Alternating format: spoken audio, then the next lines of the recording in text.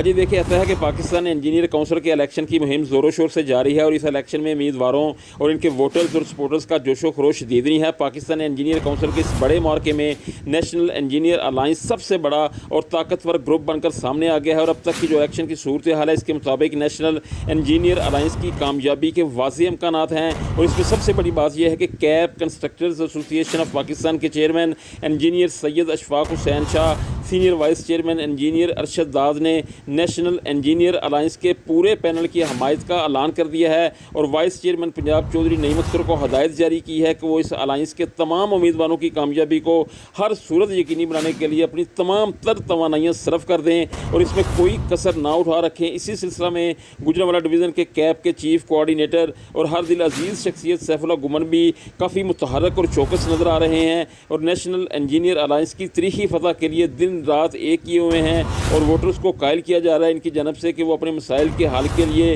National engineer alliance کو کامیاب کروائیں۔ اگر نیشنل انجینئر الائنس کے امیدواروں کی بات کی جائے تو ایک سے بڑھ کر ایک امیدوار ہے۔ اس گروپ میں ممبر نیشنل اسمبلی وزیر اعظم عمران خان کے قریبی ساتھی اور پی ٹی آئی کے ممتاز رہنما نجیب ہارون کو چیئرمین کے عہدہ کے لیے نامزد کیا گیا ہے۔ انجینئر نیّر سعید جو اس وقت صوبائی حکومت میں چیف انجینئر کے عہدے پر فائز ہیں، ان کو سینئر وائس چیئرمین کے عہدہ کے لیے میدان میں اتارا گیا ہے، جبکہ انجینئر نیاز احمد جو پنجاب یونیورسٹی میں وائس چانسلر ہیں، ان کو وائس چیئرمین کے عہدہ کے لیے نامزد کیا گیا ہے۔ اسی طرح انجینئر سید نفاست رضا جو اس وقت ایڈیشنل سیکریٹری ٹیکنیکل محکمہ تعمیرات و مواصلات ہیں، یہ بطور ممبر گورننگ باڈی پنجاب کے امیدوار ہیں۔